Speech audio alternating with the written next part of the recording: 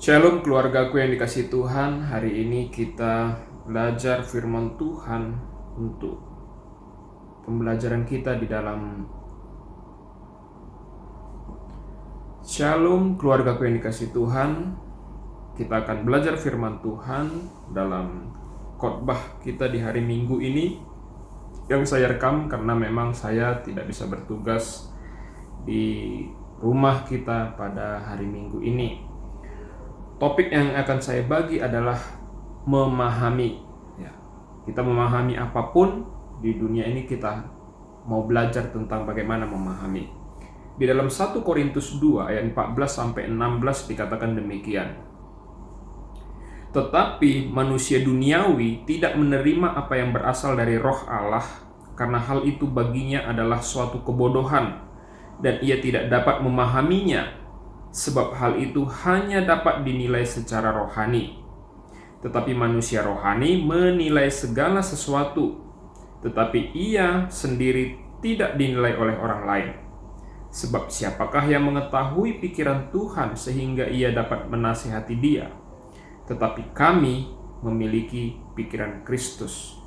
Ini adalah surat Rasul Paulus kepada jemaat Korintus yang menyatakan bahwa seorang Kristen itu adalah seorang yang rohani, yang tidak dapat dinilai tetapi mampu menilai. Dalam arti di sini mampu memahami segala sesuatu. Sebab apa? Sebab Yesus Kristus Tuhan adalah Allah yang rohani. Sewaktu Yusuf anak Yakub dibuli oleh saudara-saudaranya, dimasukkan ke sumur, bahkan dijual ke Mesir, Yusuf sakit hati. Yusuf merasa segala sesuatunya tidak sesuai dengan harapannya. Kenapa? Karena dia bermimpi bahwa dia menjadi raja bagi saudara-saudaranya. Namun berselang waktu, Yusuf menjadi orang yang selalu dipakai Tuhan dimanapun dia berada. Walaupun dia harus dipenjara oleh karena kasusnya yang tidak dia perbuat, tetapi dia menjadi berkat dimanapun saja. Sehingga akhirnya suatu tiba raja membutuhkan sesuatu dari bangsanya, tampillah Yusuf menjadi penyelamat, menjadi pahlawan, sehingga dia diangkat menjadi Perdana Menteri di Mesir. Dan akhirnya dia bertemu kembali dengan saudara-saudaranya dan kedua orang tuanya. Sewaktu dia bertemu dengan saudara-saudaranya, ada kesempatan Yusuf untuk membalas dendam. Tetapi Yusuf adalah orang yang mampu memahami segala sesuatu yang terjadi. Sehingga Yusuf berkata kepada saudara-saudaranya, "Aku tahu kalian mereka hal yang buruk kepadaku. Tapi aku tahu hal yang harus kualami ini adalah rancangan Tuhan untuk menyelamatkan keluarga kita semua." Dan akhirnya Yusuf membawa kedua orang tuanya dan saudara-saudaranya ke tempat yang terbaik di Mesir, sehingga mereka lolos dari bahaya kelaparan. Manusia itu adalah makhluk jasmani dan rohani. Jadi ada dua sisi daripada manusia. Jasmani itu adalah suatu hal yang fakta. Apa jasmani? Tubuh sehat, usia, memiliki rumah misalnya, memiliki karir, status, lalu apakah dia laki-laki atau perempuan, apakah dia suku Batak atau suku Jawa atau yang lainnya. Ini adalah hal-hal jasmani. Mengenai finansial juga hal-hal jasmani. Tapi rohani itu lebih kepada penilaian atau persepsi daripada kita. Jadi yang mendrive hidup kita itu ada dua. Hal-hal yang kita lihat secara jasmani, fakta yang kita lihat secara jasmani, dan sebuah fakta tanda kutip yang bisa kita lihat dari mata rohani kita, yaitu adalah persepsi. Satu orang diberikan uang 5 juta rupiah, dia akan sangat senang. Tetapi satu orang mungkin diberikan uang 5 juta, dia merasa kecewa. Karena sepantasnya dia mendapatkan 50 juta. Faktanya sama-sama 5 juta rupiah. Tetapi persepsinya berbeda, nilainya berbeda bagi setiap orang. Hal-hal yang rohani seperti ini yang menjadi sangat sulit bagi manusia untuk bisa bersyukur. Bukan dari sisi faktanya. Ada orang yang tidak punya apa-apa, atau ada orang yang memang dia dalam sukacita apapun yang terjadi dalam hidup, karena rohaninya bagus, karena rohaninya sudah matang, dewasa. Tetapi ada orang yang sangat mudah kecewa, sedikit tidak sesuai dengan fakta yang harus dia alami. Dia merasa bahwa dia sial, atau dia kalah, atau dia menderita. Artinya, bukan fakta yang menentukan seseorang itu bisa dalam damai sejahtera atau sukacita, tetapi persepsi, tetapi nilai-nilai yang di dalam hati pikiran. Jadi manusia didrive oleh dua hal, jasmani dan rohani. Tetapi terlebih-lebih, kalau saya bilang manusia sebenarnya adalah makhluk rohani. Manusia yang bijak itu bisa membedakan antara fakta dan persepsi. Kalau faktanya misalnya A, maka bisa saja beberapa orang memiliki persepsi yang berbeda-beda terhadap fakta ini, seperti tadi yang saya ungkapkan. Namun manusia yang bijak akan memahami bahwa persepsi itu bisa diatur. Karena persepsi itu bisa berbeda-beda, dari setiap orang bisa berbeda-beda. Persepsi itu bisa dikelola. Persepsi itu bisa, disinilah namanya belajar memahami segala sesuatu. Kalau kita misalnya melihat sekarang hal terjadi pada diri kita, jangan langsung kita berpikir persepsinya kita.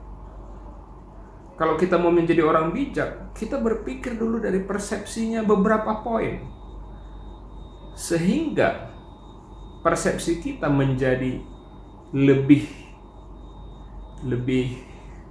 baik. Ada orang melihat satu angka 6, tapi ada orang melihat satu angka 9, karena melihat dari persepsi yang berbeda.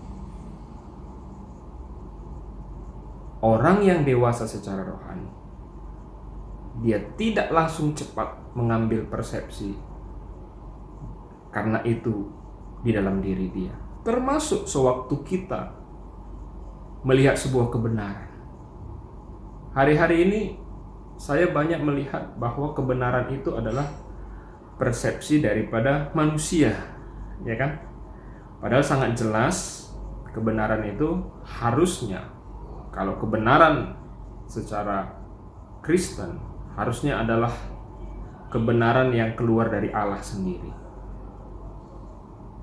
Kalau manusia, kebenarannya itu yang paling benar dari manusia adalah kalau itu menyukakan hati dia. Sesuatu yang sangat baik, kalau itu membuat dia menderita, dia bilang itu bukan kebenaran. Maka saya katakan, persepsi manusia tidak boleh menjadi patokan hidup kita. Persepsi diri kita ini sendiri tidak boleh menjadi patokan hidup kita. Karena kita tahu kita itu adalah makhluk daging, makhluk kecewa, makhluk ego. Sehingga kita harusnya berpikir, apakah sesuatu ini terjadi adalah persepsiku pribadi, menurutku buruk, tetapi sebenarnya secara global adalah baik. Itulah belajar kita menjadi orang yang bijaksana. Manusia rohani adalah manusia yang bijaksana memahami segala sesuatu. Kita belajar tentang memahami. Manusia rohani mampu, yang pertama dia memahami Tuhan, memahami Allah. Sebenarnya apa sih isi hati, pikiran Allah terhadap dunia ini? Kita seperberapa miliar dari manusia yang ada di dunia ini.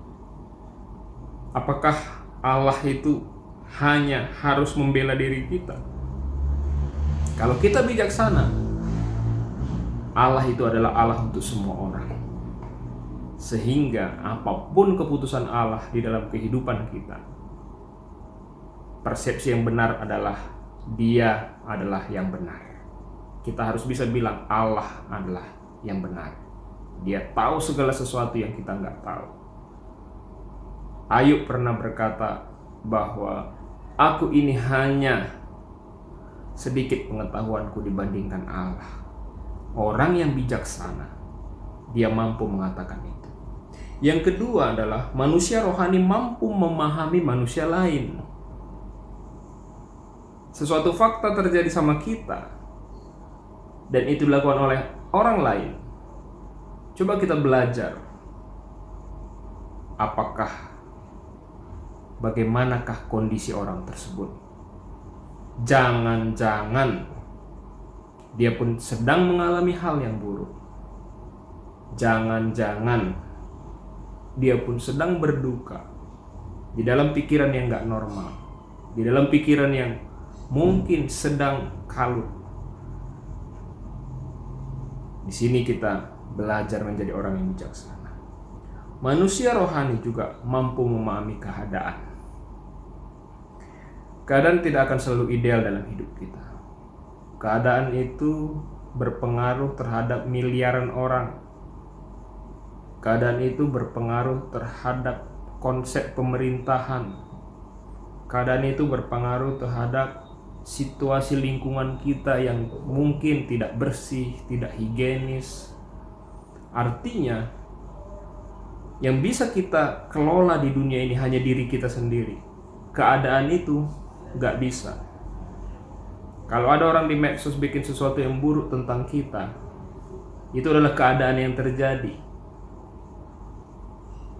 Bukan karena kita gak bakal bisa mulut orang atau ujaran orang di medsos bisa kita kelola, nggak bisa. Yang bisa kita kelola adalah diri kita sendiri. Kadang-kadang pun diri kita tidak bisa kita kelola. Artinya, orang yang rohani mampu memahami kalau keadaan tidak selalu baik. Nah, sebagai pengikut Kristus, yang Tuhan mau sebenarnya adalah Tuhan mau memulihkan rohani kita. Kita pengen mungkin jasmani kita dipulihkan, kesehatan kita, harta kita, karir kita. Tapi yang pertama Tuhan mau pulihkan adalah rohani kita. Karena kalaupun Tuhan memberkati kita dengan hal-hal jasmani, tapi kalau spiritual kita tetap buruk, apapun itu menjadi sampah. Gak ada yang terlalu menarik. Semuanya salah. Dapat jodoh salah, gak dapat jodoh salah. Dapat kerja salah, gak dapat kerja salah. Dapat mobil A, maunya mobil B. Karena rohaninya gak sehat. Tetapi orang yang mampu memahami, punya kerohanian yang tinggi, itu yang dibutuhkan Tuhan, terlebih-lebih untuk melakukan pekerjaan Tuhan. Sehingga Tuhan mau yang pertama kali dipulihkan itu adalah roh kita. Maka begitu banyak Tuhan berbicara hal-hal spiritual di dalam kehidupan kita. Kasihilah musuhmu, itu adalah hal-hal rohani yang membuat persepsi kita itu menjadi lebih rendah lagi. Kita tidak boleh melakukan hal-hal yang buruk kepada orang lain. Itu sebuah persepsi atau kerohanian yang suatu yang sangat-sangat levelnya tinggi. Tapi bagi orang yang kerohanian rendah, kita merasa itu adalah kebodohan. Hari ini kita belajar bagaimana memahami apa yang terjadi pada diri kita. Yang pertama adalah dunia ini bukan milik kita. Sebenarnya kita nggak punya hak di dunia ini. Sebab hidup ini adalah sementara. Jadi dunia ini bukan milik kita. Ini yang harus kita pahami dulu. Sehingga kalau ada yang tidak ideal dalam hidup kita bisa paham. Karena bukan milik kita. Kalau kita numpang di rumah tetangga, atau di rumah orang lain, atau di rumah keluarga, apapun terjadi pada rumah itu kita harus paham. Tidak semuanya ideal. Karena kita menumpang. Orang Kristen menumpang di dunia ini karena rumahnya di surga. Sehingga kita harus memahami hal-hal yang tidak ideal dalam hidup kita. Maka sebagai orang Kristen, kita tidak boleh terlalu lama kecewa. Justru kita bersyukur kalau kita mendapatkan suatu hak yang baik pernah diberikan oleh Tuhan di dunia ini.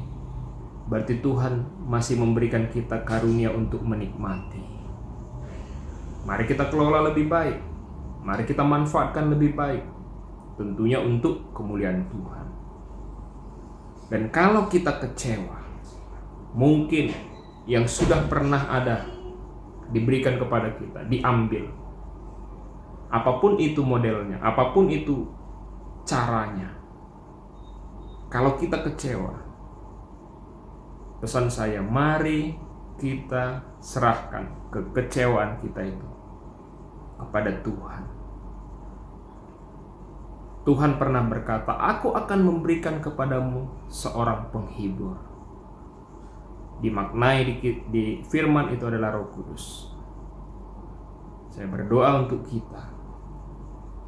Kalau kita hari ini tidak bisa memahami segala sesuatu, kalau kita hari ini merasa kecewa, kalau kita hari ini merasa sesuatu kurang, ayo persepsinya kita lihat lagi. Jangan lihat hanya dari sudut pandang mata kita saja, tetapi apa rencana Tuhan untuk itu semua. Kita belajar sebagai orang yang rohani untuk bisa memahami. Maka seperti kata firman Tuhan, carilah dulu kebenaran Allah, carilah dahulu kerajaan Allah, supaya rohanimu baik, bukan supaya jasmanimu baik. Demikian firman Tuhan. Tuhan Yesus berkata.